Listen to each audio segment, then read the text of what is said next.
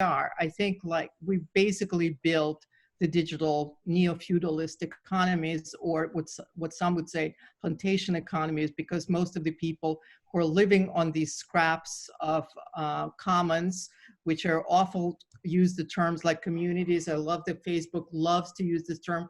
We're a global community without really understanding what a community is. So basically where we've gone is all these promise of these commons creating an incredibly positive platforms and technology has been converted into actually reinventing feudalism or plantation economies. So I've been doing a lot of reflections, obviously, in this moment, like what happened? Why did this happen? And obviously, you know, just having technologies was not enough.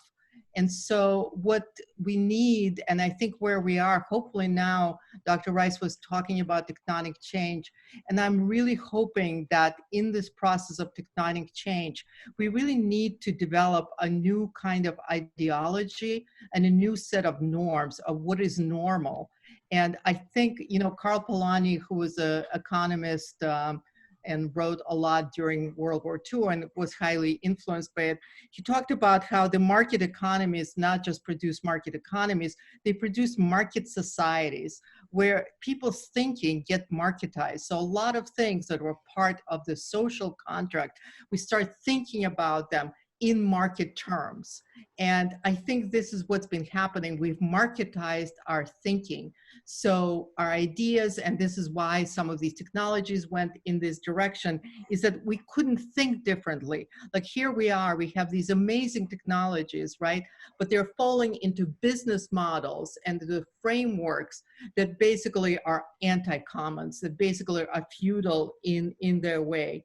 So I've been thinking a lot, and I'm really hopeful in this moment that in addition to all the racial inequalities and policing and all these things coming to the fore that are now being revealed, that we also, it's an opportunity for us to rethink some of these pillars, economic pillars, and kind of what we think of as normal, of how we treat workers, about what is deserved in this economy, who deserves these things, that all of these things are being rethought and reconsidered. You know, Silicon Valley thrives on this concept of a hero entrepreneur, right? And it sort of became, how many people have come to Silicon Valley to look at a model like we want to build our own Silicon Valley. I hope that's the end of it, because I really believe, as much as I believe in innovation and everything else, but the whole concept of this hero entrepreneur, that there are certain people that because of their great IQs, intelligence, or their great effort, or because of their birth, that they deserve these outside rewards for whatever these things. Like, we need to sort of really debunk this concept of rugged individualism.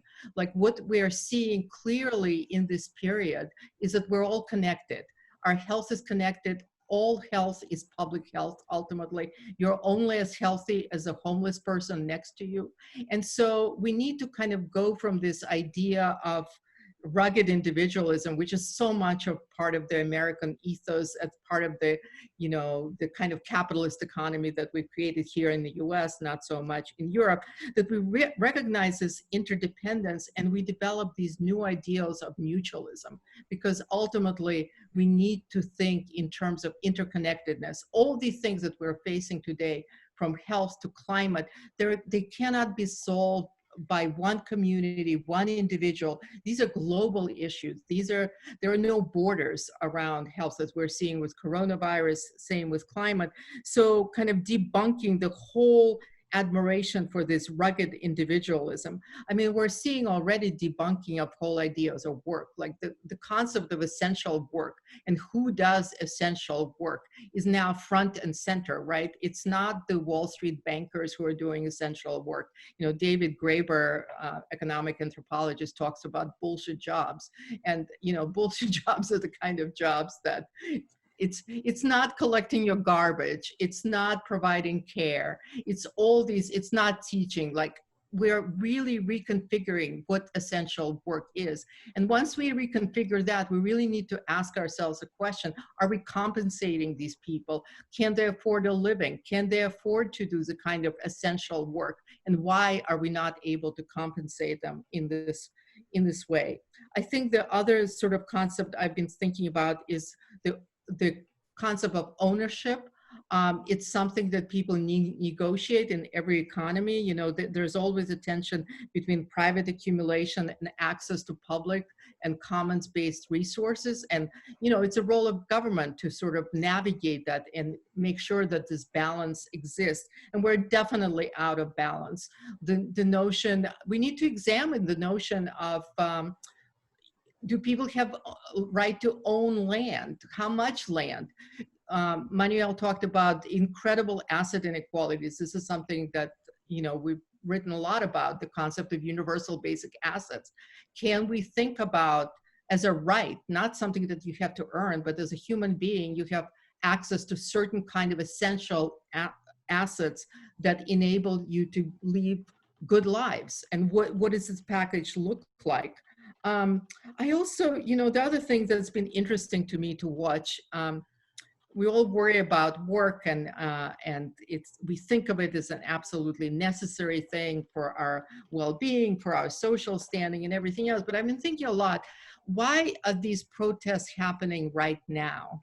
And I feel like people's time has been liberated. You know, a lot of it not by choice, but people are doing essential work. They're doing essential civic work.